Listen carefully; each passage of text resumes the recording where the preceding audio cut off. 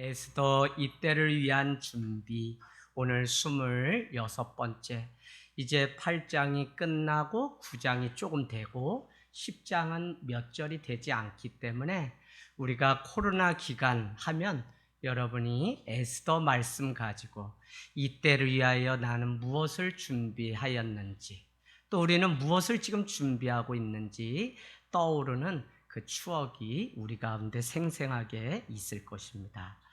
여러분, 어려서 부모님이 이렇게 마을 일을 보시러 다녀오시고 밤새고 들어오시고 뭐 하면 혀를 차면서 늘 이렇게 말씀하십니다. 사람이 살고 죽는 거 참 모르겠다는 것입니다. 어느 곳에 갔더니 결혼한 지 얼마 되지 않아서 그 남편이 갑자기 죽게 되었다는 이야기. 그 집이 집을 새로 지어서 이제 살만했는데 남편이 또 암이 걸려서 그렇게 된. 뭐 이렇게 저렇게 많고 많은 사건 이야기를 들으면서 살면서 참 인생이 뭔지 모르겠다라고 하는 그 이야기를 하셨습니다. 저는 우리가 사는 지금의 세상이 그런 것 같아요. 그래서 당연하지 않았던 것이 당연해진 세상에 살고, 우리가 예상도 못했던 그런 일들이 눈앞에 현실이 되어서 이렇게 일어나는 일들, 또 흑사병이 역사 속에만 있는 줄 알았는데 그보다 더한 무서운 코로나가 우리 인생 가운데 찾아와서 외로움도 주고 멈춤의 시간 앞에 보내게 될지 누가 알았겠습니까? 그래도 그 안에서 믿는 성도는 감춰진 하나님의 비밀이 있다는 사실을 알기 때문에 오늘도 다시 말씀 가운데 우리 자신은 돌아가서 점검하기를 원합니다. 그런 면에서 여러분 지금 어떻게 살고 있습니까? 그런 면에서 매일 순간마다 내 삶이 하나님의 말씀이 기준되어 점검받고 있습니까? 무엇을 선택하고 결정할 때 하나님의 말씀이 내 삶 가운데 있다는 것이 얼마나 행복한지 모릅니다. 어제 아침에도 말씀을 묵상하고 집사람과 같이 이야기를 하다가 복잡다양한 이런 세상 가운데, 이것도 길이고 저것도 길인 것 같은 이런 세상 가운데 정말 우리에게 이것이 길이라고 하는 분명한 기준을 가지고 사는 것이 얼마나 행복한 일인지 고백하는 시간이 있었습니다.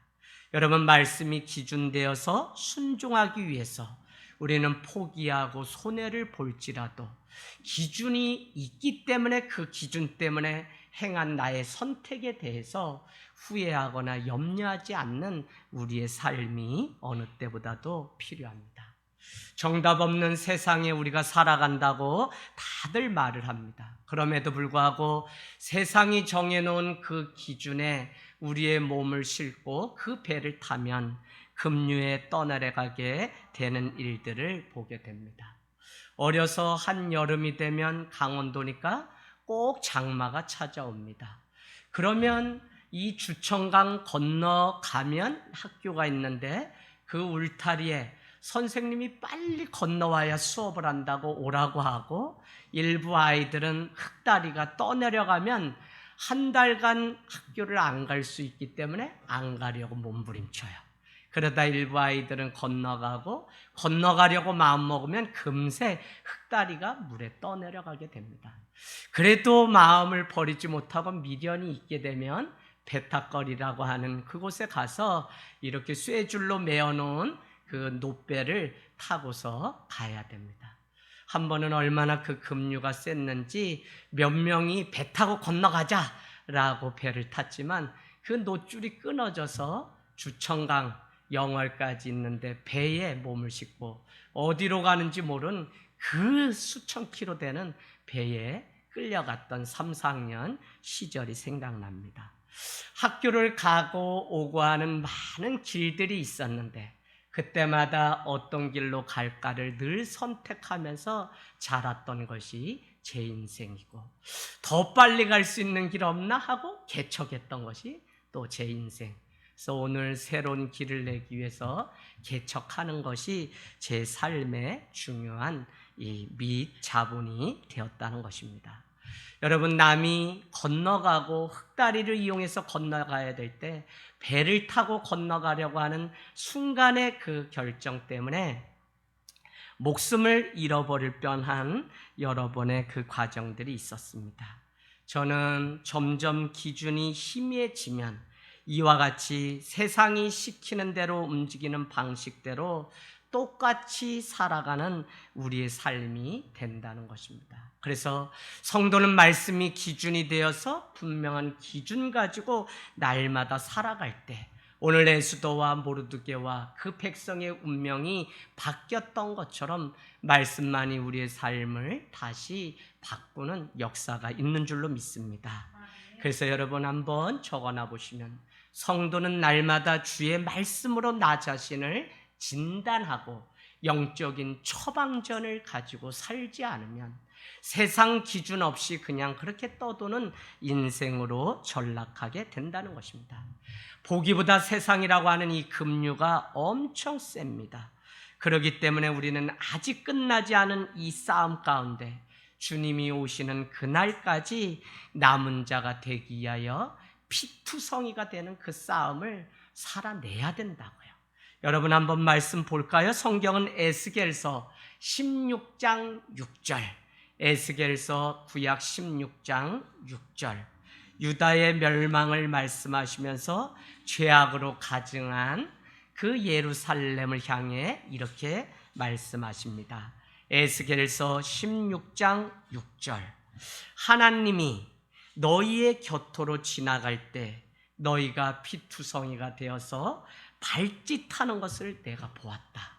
그럼에도 불구하고 너희들에게 내가 말하기를, 그 가운데서도, 이 심판 가운데서도 너는 피투성이라도 살아있으라.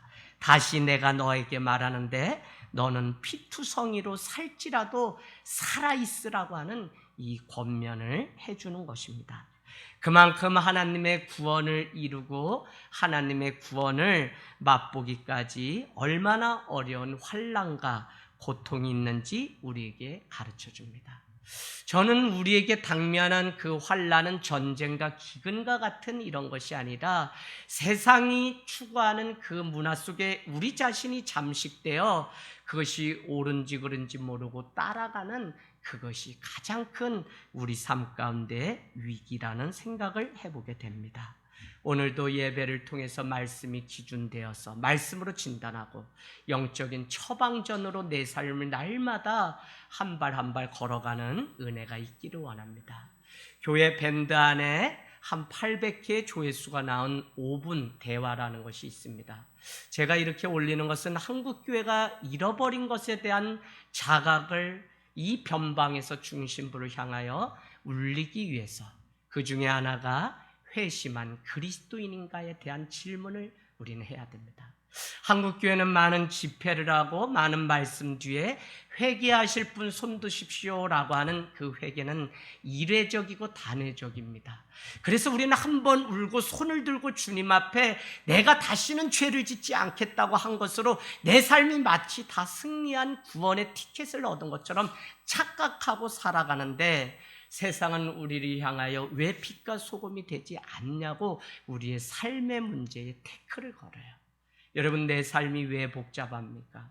하나님 앞에 머물고 주님을 만났으면 심플하고 작고 천천히 갈 수 있는 이 여유가 있어야 하는데 내 삶이 왜 이렇게 복잡합니까?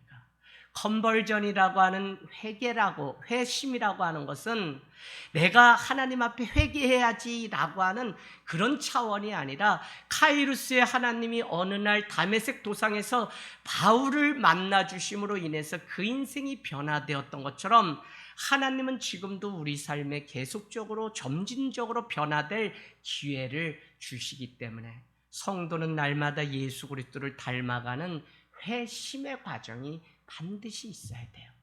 옛날에 내가 모태신앙에서 지금까지 살아온 그것으로 우리는 변화되는 것이 아니라 날마다 말씀이 기준되고 있는지를 스스로 던지는 이 질문.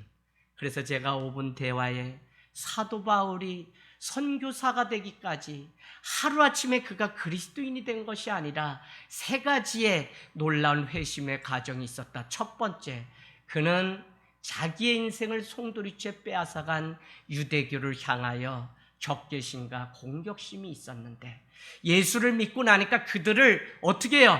내가 사랑으로 승화하고 공격이 아니라 적개심이 아니라 그들에게 정말 구원이 필요하다는 이 사실을 알게 되는 이 과정의 싸움이 있었다고요.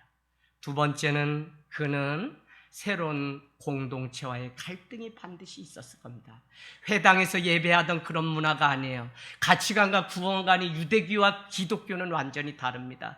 그 안에서 또 없이 갈등과 고민, 믿음의 대상을 예수 그리스도로 단순히 바꿨기 때문에 구원받는 것이 아니라 수도 없는 고민과 갈등 속에서 점진적으로 회심의 과정을 통해 예수만이 정답이라, 말씀만이 정답이라는 사실이 있었기 때문에 그는 성경 신약 16권을 기록하고 복음을 전할 수 있는 삶의 자리에, 여러분, 우리는 믿으면서 하루아침에 평안을 누리는 것이 아니라 끝도 없이 많은 훈련과 과정을 통해서 우리는 지금도 고민하고 지금도 어떤 것이 하나님의 뜻인지 물으면서 살아가는 게 회심의 그리스도입니다. 세 번째, 사도 바울은 무엇이 그 삶 안에 있었냐면 오늘 말씀과 관련된 것입니다. 자기의 뜻과 하나님의 뜻 사이에, 자기의 이상과 하나님의 뜻 사이에 싸웠다는 것입니다. 자기는 가말리엘 문화생 중에 또 율법에 능한 자요, 로마 시민권자입니다. 그럼에도 불구하고 하나님의 뜻을 이루기 위하여 자기를 포기하는 마지막 관문이 있었기 때문에 그는 예수 그리스도 앞에 온전히 회심, 사도행전 15장 3절에 유일하게 컨버전이라고 하는 회심이라는 단어. 여러분, 우리는 회심한 그리스도인, 오늘도 변하고 내일도 변하고 날마다 예수 그리스도의 삶이 우리 삶 가운데 깃드는 그 은혜가 있기를 원합니다. 그런 면에서 성도는 날마다 말씀으로 나를 진단하고 영적 처방전을 가지고 분명한 기준으로 살아가는 은혜가 우리에게 있어야 된다는 것입니다. 오늘 페르시아에 포로되어서 낯선 땅, 낯선 환경에 이끌려갔던 이 유다 백성들의 삶을 생각하면 어제 말씀 준비하다가 황홀한 감이 막 들어요. 하나님의 뜻을 이루기 위하여 자기를 쳐서 복종의 자리에 가고자 몸부림쳤던 이 사람들, 야, 그렇게 살면 손해봐, 그렇게 살면 너 목숨도 못 건져라고 수도 없는 사람들의 말이 있었음에도 불구하고 그들은 끊임없이 믿음으로 살려고 고군분투하다. 특별히 오늘 8장 9절부터 클라이막스 완전히 역전 인생으로 바뀌는 장면 앞에 얼마나 눈물겨웠는지 모릅니다. 이것은 에스더와 모르드게의 사건이 아니라 오늘을 살아가고 있는 우리의 사건이라는 것입니다. 여러분, 하나님의 뜻을 쫓고 순종하려고 몸부림치는 그 삶, 차라리 그렇게 사느니 죽는 게 낫다고 할지 모릅니다. 그러나 고난 속에서 꽃피운 인생이기 때문에 오늘 우리는 모르드게와 에스더의 삶을 들여다보고 있는 것입니다. 성도들도 이렇게 만나요. 오늘 우리 권찰님 간증도 했어요. 한 사람 한 사람마다 얼마나 눈물겨운 그 이야기가 많은지, 그러나 예수 그리스도를 만남으로 인해서 드디어 평강을 누리는 인생, 그럼 그것으로 끝나야 되는데 주님을 알고 나서 또다시 그의 뜻을 쫓기 위해서 몸부림치는 그 덧센 훈련들이 기다리고 있는 그것을 보면 참 말씀으로 살아가려고 몸부림치는 성도의 그 삶이 얼마나 아름다운지 모른다는 것입니다. 오늘 여러분, 이제 드디어 계속적으로 2번의 잔치가 있었죠. 우리는 앞부분에 5번의 잔치, 누구요? 아하수에로가 그리스와의 전쟁을 앞두고 1장에 보면 127지방, 인도에서 구스까지 지방장관들을 불러다 잔치를 하고 거기에 와스디라고 하는 왕후를 청하여 잔치가 무르익게끔, 그래서 지방 호족들의 힘을 얻어 그리스와의 전쟁을 치르려고 했던 그 잔치. 그런가 하면 우리는 하만이 이제 유다인들, 자기에게 절하지 않는 모르드게가 유다인인 것을 알고 그를 죽이려고 왕의 반지를 얻게 되고 은 1만 달란트로 왕의 마음을 얻은 후에 3장 15절입니까? 보면 수산궁 127지방에 조서를 내리고 잔치를 여는데 수산성이 어지럽더라라고 하는 잔치. 그러나 오늘 우리가 보고 있는 이 잔치는 에스더가 두 번의 잔치를 열고 왕의 마음이 바뀌고 그 잔치를 통해서 오늘 또 다른 잔치가 계속, 그래서 전반부의 5번의 잔치는 그들의 잔치고 오늘 믿는 자의 잔치가 5번이 등장하는데 그 잔치가 결국은 어떻게 바뀌어지는지를 우리는 에스더서를 통해서 보기를 원합니다. 여러분, 에스더와 모르드게의 사정을 듣고 왕은 다시 조서를 꾸미게 되죠. 그래서 127지방에 유다인들을 살리려고 조서를 꾸밉니다. 우리 말씀 한번 8장 9절에 보세요. 그래서 원래 1월 13일에 유다인들을 죽이겠다고 하는 조서를 꾸미게 되는데 부르라고 하는 제비뽑기를 통해서 그의 12월 13일에 죽이기로 합니다. 그럼에도 불구하고 오늘 우리가 9절 읽어보면 3월 23일에 왕의 서기관들이 모집되는데 소집된 이유는 새로운 조서, 그 조서의 내용은 유다인들을 멸하는 것이 아니라 살리겠다고 하는 새로운 조서를 쓰기 위하여 2달 10일 만에 완전히 조서의 내용이 바뀌어지는 것을 우리는 보게 됩니다.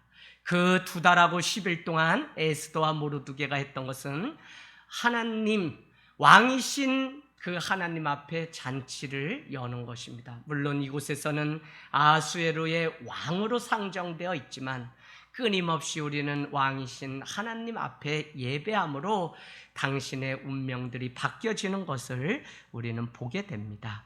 3월 23일에 왕의 서기관이 소집됐다. 여러분 표시해 놓으세요. 너무 신기한 것은 3장 12절로 가보세요. 3장 12절에는 하만이 조서를 내리기 위해서 왕의 서기관들을 소집하는 장면이 나옵니다. 주체가 완전히 바뀐 거예요.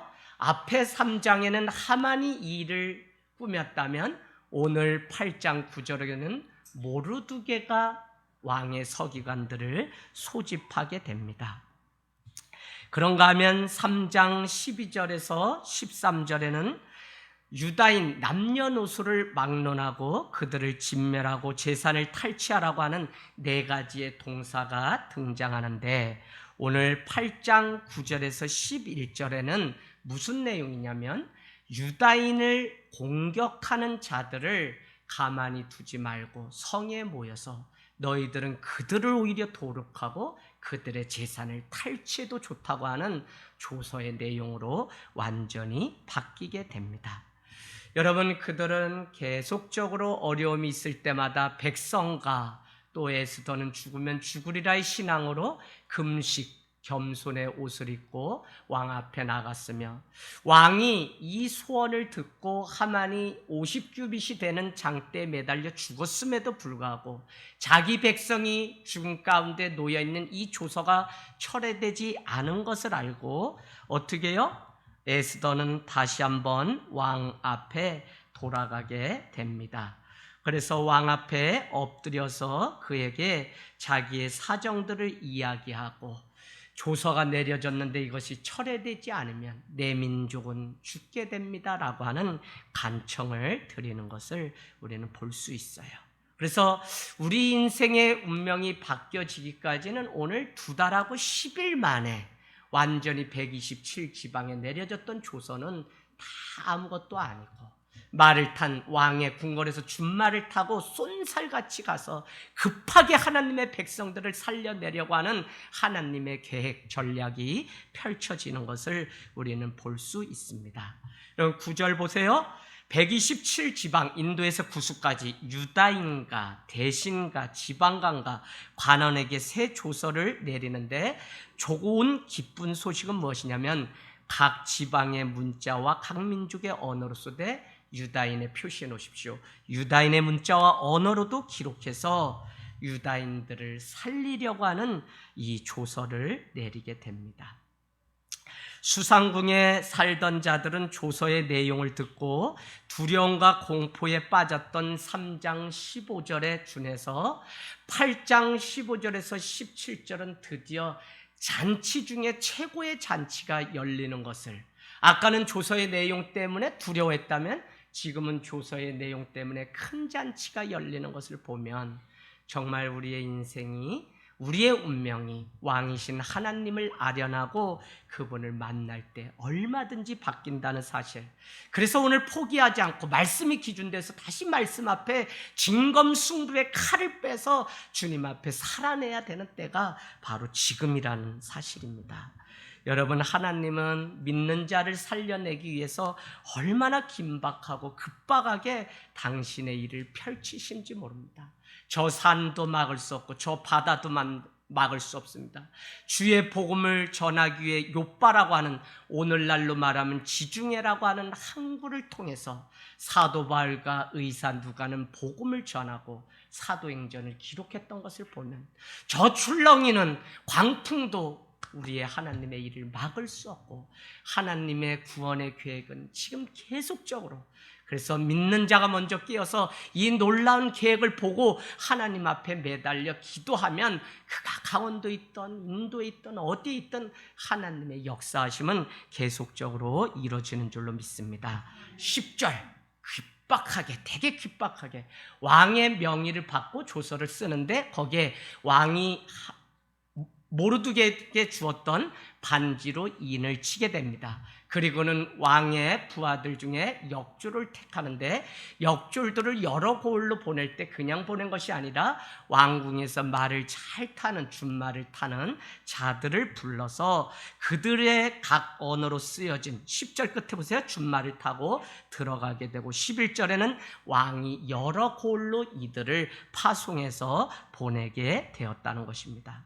여러분, 자신들을 위협하는 것에 대해서 스스로 보호할 수 있는 권한을 줍니다. 그래서 너희들을 치려고 하는 자, 너희의 처자식을 죽이려고 하고 도살하고 도륙하려고 했던 그들이 너희의 재산을 빼앗으려고 했는데 이제는 완전히 너희가 바뀌어서 그 일을 너희가 스스로 할 수 있도록 왕이 명령을 내리는 것을 보게 돼요. 여러분, 오늘 우리가 읽는 것이 편하지 사실 인생의 막다른 골목 가운데 당장 선교사들이 복음을 전하다가 저 북한에 억류되기도 하고 하는 상황들이 유튜브에 많이 있습니다. 아무것도 할 수가 없어요. 거기서 그냥 그렇게 있다 쥐도 새도 모르게 죽게 되는 것입니다. 오늘 이 유다인들이 페르시아에 가서 이와 같은 상황 가운데 2달 10일 만에 인생이 바뀌었다는 것은 기쁜 소식, 유앙겔리온, 복음이 그들의 인생 가운데 드디어 왔다는 것입니다.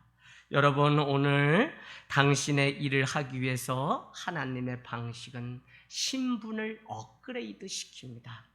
에스더는 도저히 불가능함에도 불구하고 왕후의 자리로, 그런가 하면 하만의 집의 재산을 탈취하게 되고, 그런가 하면 모르드게는 왕의 반지를 가지고 10장 3절로 가세요. 10장 3절에는 왕 다음에 모르드게라고 하는 단어가 있음으로 인해서 하만이 가졌던 이 인자의 자리는 모르드게가 취하게 됩니다. 저는 우리가 왕 같은 족속이라고 하는 이 말씀이 참 은혜가 되고 요즘 와서 더 마음 가운데 실감이 되는 것은 무엇이냐면, 그래, 믿는 우리 하나님의 백성, 주님의 제자, 우리의 신분의 위치가 완전히 다르다는 이 사실을 늘 기억하고 그 정체성을 놓치지 않기 때문에 흔들리지 않고 살아갈 이유가 있는 것입니다.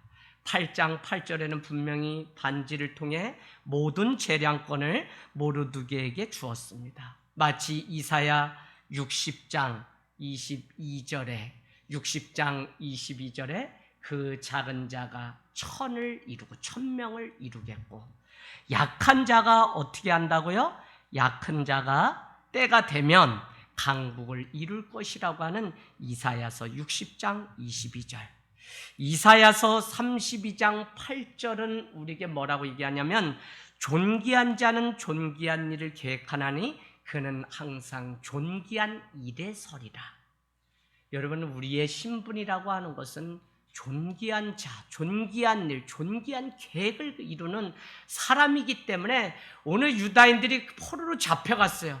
여러분 중에도 내 인생이 여기서 벗어나고 싶고 굴레에서 벗어나고 내가 정말 이렇게는 더는 못 살고 내가 이런 고백들이 우리 안에도 있을 수 있어요.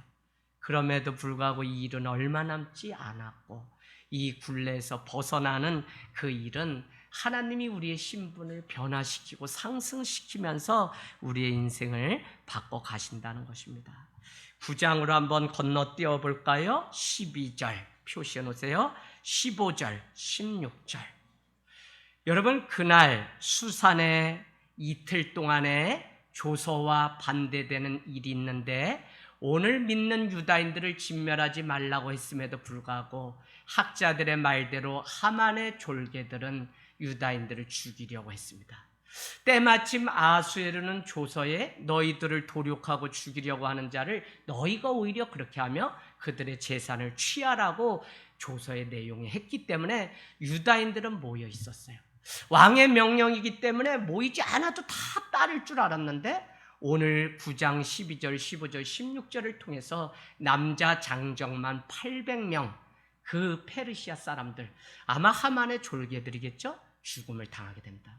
그런가 하면 16장에는 뭐라고 이야기합니까? 9장 16절 그날에 7만 5천 명이 도륙되었다는 겁니다. 어디에? 페르시아에 사는 사람이 7만 5천 명이 죽게 되었다는 거예요. 그 정도로 정권도 불안하고 이것은 하나님의 뜻인지 무엇인지 모르지만 오늘 유다인들이 모여서 그들은 그들을 싸워 이기는 일들이 있게 됩니다. 저는 여러분 50규빗을 만들었던 장본인인 하만이 그 장대 22.5m에 매달려 자신이 죽게 되는 이 장면을 보고 오늘 8장 9장을 계속 보면서 영적인 한 가지 고백을 하게 됩니다. 이사야서 55장은 이렇게 말씀합니다. 너희 안고 일어섬을 아시는 주님이시다. 주님과 너희는 생각이 다르고 길이 다르다. 하나님이 너희의 길보다 높으며 하나님이 너희의 생각보다 높다는 것입니다. 오늘 유다인들이 버리지 않았던 이 신뢰, 이 믿음이라고 하는 것은 끝까지 가면 하나님이 반드시 믿는 자를 승리로 바꿔주실 거라고 하는 이 믿음이 있었기 때문에 포로되어 잡혀간 그곳에서도 절할 사람이 하만이 아니라 하나님이라고 하는 유일신 사상 때문에 그들은 오늘 믿음을 끝까지 지켰다는 것입니다. 여러분, 하만의 죽음을 보면서 하만의 그 족속들이 이제 타락하고 완전히 무너지는 이 일을 보면서 저는 이런 생각을 해보게 됩니다. 무뎌진 칼날은 아무리 휘둘러야 힘이 없다는 것입니다. 결국 자기가 휘두른 칼에 자기가 찔려서 장대에 매달려 죽는 그 하만의 모습을 보면서 오늘을 살아가는 성도는 칼집이 좋다, 칼집이 화려하다 이것 자랑할 게 아니라 칼집 속에 꽂힌 이 칼이 녹슬지 않았는지를 날마다 점검하지 않고 그냥 소리가 크고 뭐 홍보를 하고 교회가 뭐 이렇게 한다 아무리 그냥 많은 소리를 내도 결국은 그 녹슨 칼에 자기가 찔려 죽게 되는 시대가 되었다는 것입니다. 여러분, 성령이 귀 있는 자들에게 하는 음성을 들으십시오. 정말 오늘날 이 에스더서를 통해서 우리가 영적인 칼이 녹슬어 버리면 지금 사용해야 될 때 칼집에서 빼지도 못할 뿐더러 휘둘러도 힘이 없다니까요. 여러분, 이 사실을 일찍이 알았던 사람이 다윗입니다. 사울왕 앞에 내가 저 골리앗과 싸워 이기겠다고 말합니다. 아무도 나가서 싸우지 않으려고 합니다. 장비가 없기 때문에 누가 도와줄 사람이 없기 때문에 칼이 크지 않기 때문에 맞는 투구가 없기 때문에 싸우지 않겠다고 시대를 탓하고 원망하던 때에 사울에게 다윗이 찾아가게 되자 너무 안타까운 나머지 자기의 갑옷과 투구과 칼을 줍니다. 그러나 차보고 그것이 맞지 않게 되자 그는 시대나 장비를 탓하지 않고 싸움을 멈추지 않고 지금이야말로 싸울 타임을 놓치면 우리가 골리앗에게 블레셋에게 지는 그것을 알고 물맷돌 5개를 가지고 나가 싸워 승리했던 것을 보면 좋은 칼, 좋은 투구가 승리하는 것이 아니라 정말 영적인 이 진리의 허리띠와 구원의 이 투구, 정말 이 녹슬지 않은 칼이 말씀의 검이 우리에게 있어야 한다는 것입니다. 여러분, 오늘 아하수에로 왕은 재산을 탈취할 수 있는 권한을 주었지만 유다인들은 그렇게 하지 않았어요. 9장에 한번 15절 16절에 공이 반복되는, 9장은 이미 정복해서 승리했는데 그러면 그 재산을 탈취하라고 했는데 15절 16절에는 맨 끝에 이런 말씀이 있습니다. 그들의 재산에 손을 대지 않았다라고 하는 것입니다. 여러분, 이스라엘 백성이 여호수아서를 우리가 읽어보면 요단도 잘 건넜어요. 또 여리고성 싸움에서 승리도 했거든요. 근데 가나안을 목전에 두고 마지막 관문인 아이성 싸움에서 지게 됩니다. 어느 날 여호수아가 하나님 앞에 묻습니다. 하나님이 그 원인을 보여주는데 그 원인은 자기의 부하 장수 중에 아간이라고 하는 자가 이방인들로부터 전쟁 가운데 나온 그 노획물, 금은, 보화를 자기의 재산으로 취하였던 것이 드러나게 됩니다. 가차없이 성경은 아간을 죽이게 되고 그로 인하여서 이 아이성 싸움에서 승리하게 됩니다. 하나님을 우리가 이해할 수 없는 부분이 이런 것이에요. 승리하였고 영혼을 사랑하면서 왜 이방 산당을 다 불태우라고 얘기하고 이방 사람들과는 결혼뿐만 아니라 그들을 완전히 도륙하여 죽이라고 할까? 죽였다 안 죽였다의 문제보다 하나님은 당신이 아닌 다른 것에 의지하고 살까봐 전쟁 가운데 얻은 노획물조차도 하나도 취하지 말 것을 이미 출애굽기부터 계속적으로 우리에게 말씀하셨다고요. 그렇기 때문에 오늘 포로로 잡혀간 이들 가운데 그 재산을 취하여 자기 것으로 얻을 수 있음에도 불구하고 하나님의 뜻과 자기 눈앞에 있는 그 이가의 싸움 가운데서 유다인들은 또 그것을 취하지 않고 하나님의 뜻을 따라가는 그 장면을 우리는 볼 수 있습니다. 사랑하는 여러분, 하나님 외에 다른 것 의지하지 않으려고 하는 이들의 이 모습, 순종이 무엇일까? 저는 겸손이 무엇일까? 이런 생각을 요새 많이 해요. 우리가 왜냐면 겸손한 자를 하나님을 쓰시고 불순종하는 사람을 사단이 쓰기 때문에 겸손.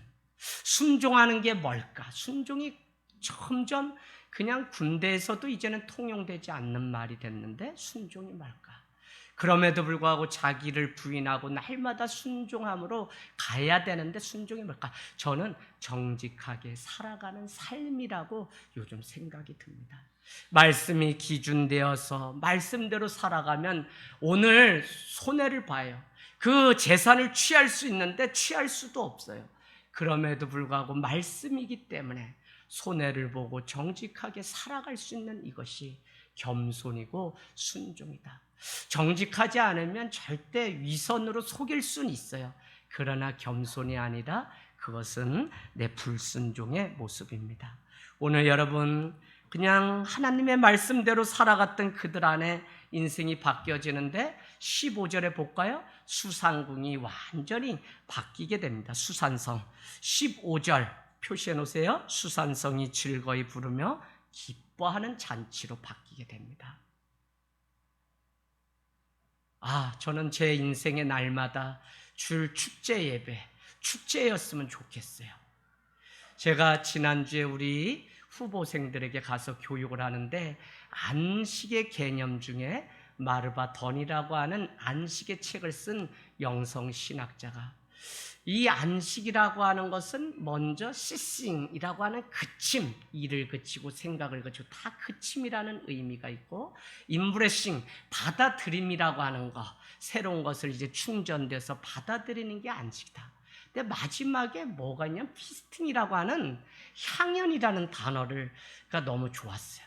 근데 거기에 뭐가 돼 있냐면 음식의 향연, 음악의 향연, 그림의 향연, 유럽식이기 때문에 영성을 이렇게 설명을 했는데 공감이 많이 돼요. 그래서 좋은 안식을 위해서 주일이면 좀 누굴 만나고 어느 곳에 갈지를 잘 지금부터 교육이 돼야지. 따뜻한 가정이 아니라 엄한들로 빠지면 안식해야 되는 그 시간에 주일 예배를 마친 이후부터 우리가 사단이 더 많이 공격하고 공허감과 탈진으로 목회자를 많은 중독과 유혹으로부터 자유하지 못하게 만드는 일들. 그래서 안식함의 훈련이 중요하다는 것을 우리 전도사님 비롯해서 교육하게 되었습니다. 이 향연, 오늘 그들은 많은 고통을 끝내고 수상궁의 이 향연이 드디어 벌어집니다. 그랬더니 16절 보세요. 유다인에게는 영광과 즐거움과 기쁨과 존귀함의 잔치가 차려지게 됩니다. 성도의 요한계시록을 읽어보면 마지막 설명이 눈물도 없고 고통도 없고 그냥 찬양만 하는데 많은 단어가 이런 것입니다. 영광, 즐거움, 기쁨, 존귀함. 또 요한복음 17장에 아버지의 뜻대로 제자들이, 남겨진 제자들이 이 땅 가운데 살아가기를 원하는데 그 제자들이 그 안에서 살 때 성령 안에 살고 그들 안에 기쁨이 있고 그들 안에 평안이, 세상이 줄 수 없는 그 평안으로 살아가는 이와 같은 단어들이 있는 것을 보면 오늘 전쟁이 없는 샬롬의 상태가 즐거움, 기쁨, 오늘 영광과 같은 이런 단어, 천국잔치가 열린 겁니다. 17절, 하만의 조서로 애통하며 금식했던 유다인들은 17절을 보면 이제는 즐거워하고 기뻐하여 잔치를 베풀고 어떻게 했다고요? 명절로 삼았다는 거예요. 그날을. 조서가 내려진 날이 우리가 생명을 살리는 새로 태어난 날이기 때문에, 부활한 날이기 때문에 그들은 명절로 그날을 삼고 잔치를 하는데, 더 놀라운 것은 본토 이방인들 백성들이 어떻게 해요? 유다인들의 그런 삶을 보고 두려워하여서 유다인이 된 자가 많았다는 것입니다. 여러분, 이것은 열방이 주께로 돌아온 한 증거예요. 우리가 나가서 복음 전하고 뭐 하죠? 그런데 중요한 개념 무엇이냐면, 내가 그와 같은 삶을 준비하고 살아낼 때 이방인들이 말씀대로 살아가는 오늘 이들의 삶, 그들의 신앙 가운데 되어지는 하나님의 일을 본 그 믿지 않는 보토 백성들이 그들의 삶 속에 드러나는 그 신앙, 드러내지 않았어요? 드러나는 그 신앙을 보고 어떻게 해요?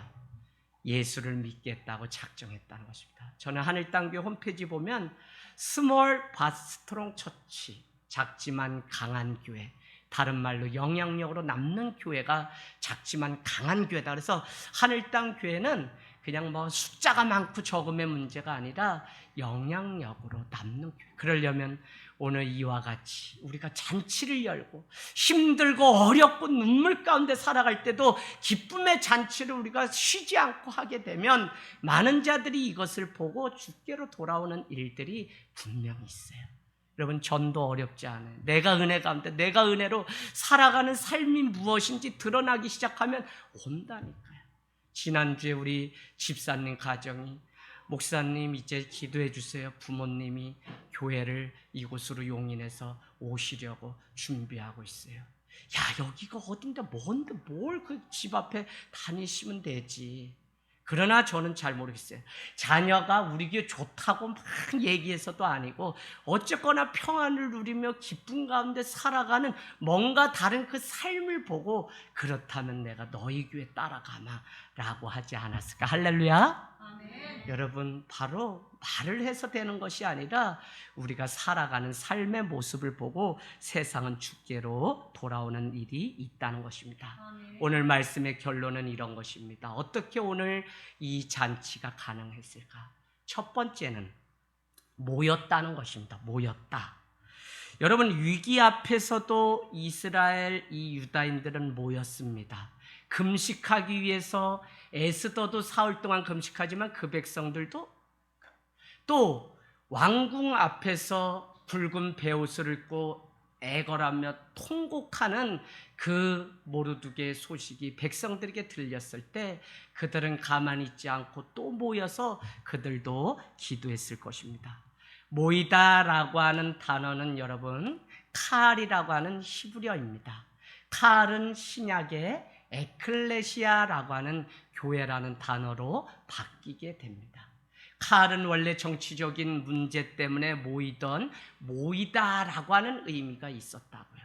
그런데 이 에클레시아는 세상에 똑같이 살아가는데 구별하여 하나님이 모아놓은 사람들이 뭐냐? 교회라고 신약은 우리에게 말씀하고 있습니다.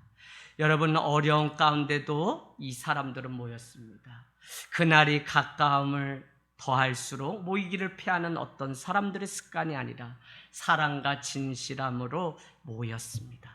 우리는 오늘날 이 밴드로도 모이고 또 직접도 모이고 또 그와 다른 과정으로 또 모여.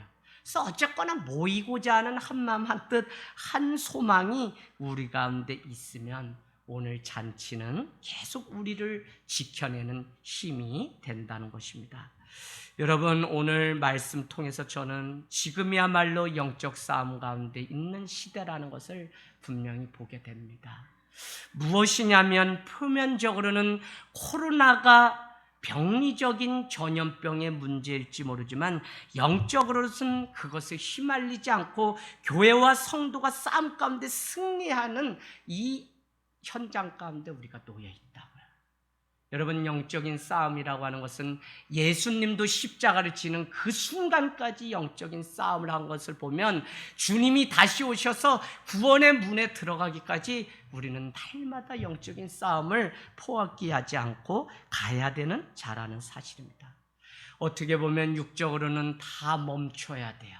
그럼에도 불구하고 우리는 영적으로 예배를 날마다 하나님 앞에 나아가는 잔치가 있어야 된다는 것입니다. 로마서 8장 5절은 육신의 생각은 사망이요 영의 생각은 뭐라고요? 생명과 평안이니라. 생명과 평안이니라. 내가 내 자신을 잘 점검하고 성찰해 보는 시간이 지금입니다. 우리 교회를 향해서 어떻게 가는지 제가 계속 고민도 하고 성령님이 자꾸 너가 너 스스로 제어하고 계속 작은 게 아름답다는 거에 빠져가지고 그냥 그렇게 산다는 마음 주세요.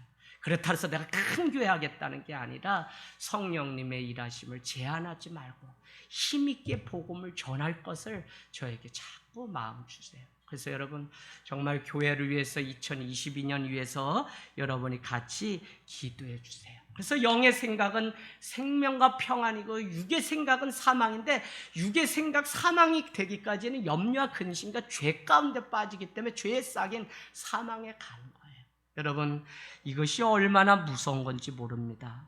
하나님의 나라는 의와 평강과 희락이기 때문에 하나님의 나라의 백성으로 내가 살아가고 있다면 내 안에 의이신 예수 그리스도, 희락이, 기쁨이 있고 내 안에 평강이 날마다 주장하는 줄로 믿습니다. 여러분, 한번 적어놔 볼까요? 말씀 결론. 첫 번째, 내 안에 어둠이 찾아와 우리 자신을 삼키려 할 때 하나님이 주시는 시그널에 민감해야 될 때입니다. 내가 자꾸 힘들어요. 내가 자꾸 뭐가 해도 안 돼요. 내가 뭐 기준이 자꾸 보이지 않아요. 그러면 그때가 하나님 앞에 나오라고 하는 하나님의 시그널이라고요. 사인이라니까요. 내가 자꾸 영적으로 잠들어요. 내가 주님 앞에 너무 형식적인 이 삶의 이 문제를 깨트릴 수 없어요. 오늘 우리 다현이가 고백했어요. 여러분, 이 문제가 뭐 다현이가 그냥 드리는 고백이 아니라 오늘을 살아가는 우리의 문제죠. 하나님이 부르셨어요. 책을 통해서든 뭔가 통해서 하나님의 사인, 시그널.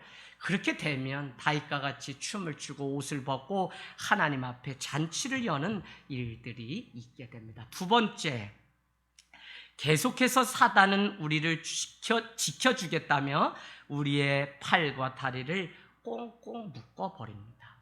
근데 여러분은 무엇까지 아셔야 되냐면 팔과 다리, 육체적인 이것을 묶어서 우리가 하나님을 잔치하는 것을 방해하는 것이 아니라 우리의 생각을 마비시켜서 하나님을 생각하지 못하게 만드는 것이 문제라고요. 자, 그래서 우리는 점점 우리가 세 번째 적용해 볼까요? 세 번째는 승리하는 인생이 되려면 여러분이 가만히 생각해 보세요. 정말 강한 것이 무엇인가? 하나님이라면 승리하는 겁니다. 그런데 그것 외에 다른 것이 더 강해지면 그것에 우리는 지배받고 살아가고 있다는 증거입니다. 하나님이 강해지면 하나님만으로 우리는 세상을 5대양 6대주 복음을 위해서 살아갈 수 있지만 우리가 그것이 되지 않으면 우리는 자꾸 더 강한 것에 지배를 받으면서 살아가게 된다는 것입니다. 또한 네 번째, 여러분 좀 생각해 보기는, 그래서 기도만이 정답인데 기도만이 주님의 준비된 하나님의 타이밍을 열 수 있는 열쇠라고요. 오늘 금식했다, 내가 사흘 동안 엎드렸다, 그래서 그냥 목숨을 걸고 한 달째 찾지도 않는 아수에로 왕 앞에 갔는데 대궐 안에 문이 열림으로 인해서 너가 무슨 소청이 있길래 목숨을 걸고 찾아왔냐고 3번이나 묻는 그 왕을 아련하기까지 그는 계속적으로 하나님 앞에 기도하며 목숨을 걸고 주님 앞에 나갔던 거예요. 여러분, 기도하셔야 돼요. 정말 기도만이, 말씀 중요합니다. 그러나 기도가 그 말씀의 뜻을 이루게 하는 능력이 되기 때문에 기도가 죽으면 다 죽어요. 그래서 여러분, 기도도 예배의 엄청 중요한 요소라고 하는 사실입니다. 기도 회복하십시오.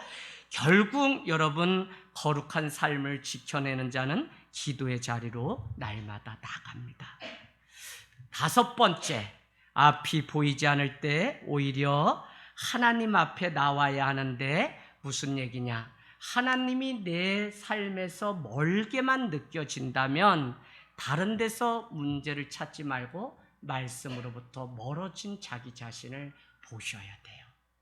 여러분, 비대면, 대면 예배 이런 거 우리가 그런 게 아니라 하나님 앞에 예배를 해야 되는데, 내가 하나님으로부터 멀어졌다는 증거는 단편적으로 내 삶의 말씀이 끊어지고 기준이 없어졌다는 증거예요. 모양은 있을 수 있어요. 그러나 능력이, 말씀이 없기 때문에 나타나지 않기 때문에 우리의 자녀들과 이 다음 세대를 향해서 우리는 걱정하고 염려할 수밖에 없는데, 괜찮아요. 우리가 먼저 분명히 기준을 가지고 그 앞에 살아가면 분명히 회복이 있습니다. 6번째, 혼란과 두려움으로 결정하지 못할 때 내가 붙잡고 있는 것이 무엇인지 보셔야 돼요. 내 삶이 혼란스러워요, 복잡해요. 그러면 지금 내가 무엇을 붙잡고, 여러분 거기 안에는 자식도 많아요. 자식, 어떻게 얻은 아들인데, 어떻게 얻은 자식인데. 여러분, 자식 때문에 신앙이 게을러지는 것은 하나님이 원하지 않아요. 그래서 여러분은 어떤 상황 가운데, 사업 때문에 신앙이, 아니요, 예배 다 드리고서 시작한 사업인데 어떻게 그렇게 될 수가 있어요? 정말 여러분이 하나님 앞에 뜻을 두고 믿음으로 산다면 더 부지런하고 더 하나님 앞에 치열한 영적 전투를 하기 위하여 어떤 일을 하고 계획을 세우고 뭘 하는 거지, 그거 하지도 않으면서 옛날 하던 거 시간 빼고 하나님의 시간 빼고 이러면서 그냥 내가 다른 거 한다? 하나님이 같이 안 하세요. 그래서 여러분, 우리 삶에 무엇을 먼저 해야 될지 잘 보면 좋겠습니다. 우리는 두려움에 빠질 수 있어요. 그러나 믿는 성도는 두려움의 자리에 날마다 입을 펴고 사는 자가 아닙니다. 그렇기 때문에 내가 무엇을 붙잡고 사는지 날마다 보셔야 된다는 것입니다. 여러분, 세상은 자꾸 사단의 덫은 우리에게 세상에 단 영광이 있고 기쁨이 있고 즐거움이 있는 것처럼 그렇게 얘기합니다.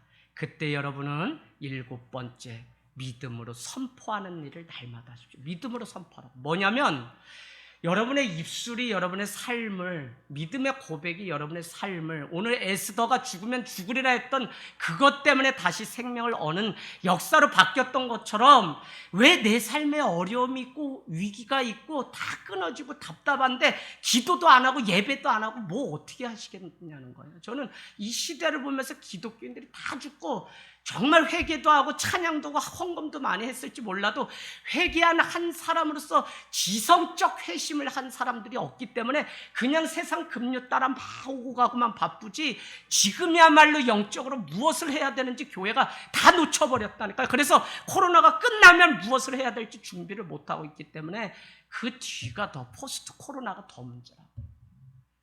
여러분, 지금 우리가 정말 세상이 아니라, 그 사단의 덫이 아니라 믿음으로 날마다 선포하는 일이 있어야 됩니다. 뭐라고요? 우리는 하나님의 백성이고 나는 이미 승리하였다고 날마다 선포하는, 우리의 자녀가 입시 가운데 승리하였다고 선포해 주십시오. 우리의 자녀의 인생 가운데 배우자가 없고 직장이 없습니까? 너는 이미 얻은 자다, 승리한 자라고 선포하십시오. 이 믿음이 얼마나 하다못해 사랑한다고 하는 이 고백 때문에, 여러분, 우리 안양대학교에 은퇴하신 음악하시는 목사님 누구죠? 네, 언젠가 여러분께 말씀드린 적이 있습니다. 태어나자마자 집이 철원이십니다. 소아마비입니다. 그냥 그 인생의 그 간증을 들으면 얼마나, 한 번은 달리기를 하는데 어머니도 와 계시고 다 사람들이 있는데 아무리 달려도 되지 않는 거예요. 그런데 자신은 어차피 1등은 할 수 없지만 그 완주를 끝까지 하고 싶은 마음에 달려다 넘어지게 되었다는 거예요. 그분은 음악으로, 성악으로 지금 전 세계를 다니며 간증하는 우리 안양대학교 은퇴하신 교수님이세요. 한번 모시고 싶은데, 그 운동의 날 어머니가 또 소아마비를 앓고 그러신데 오셔서 뭐라고 얘기하냐면, 철준인가? 일어나라. 너 걸을 수 있어. 너 할 수 있어. 라고 하는 그날 그 어머니의 음성이 하나님의 음성으로 들어서 그날 꼴찌지만 완주할 수 있었고, 지금도 험난한 인생길 완주하며 교수의 자리까지 이렇게 오른 간증이 있어요. 여러분, 정말 믿음으로 날마다 내 인생을 축복하고 내 인생의 운명이 하나님 때문에 바뀔 수 있음을 우리가 선포하게 되면, 하나님은 오늘 이스라엘 유다 백성들을 수상궁에 큰 잔치가 열리고 신분을 바꿔주셨던 것처럼 우리의 운명, 우리의 자녀의 운명, 우리의 일의 운명이 존귀한 자는 존귀한 일을 계획하느니 존귀한 일을 하게 하시는 존귀한 사람이 될 줄로 믿습니다. 아멘.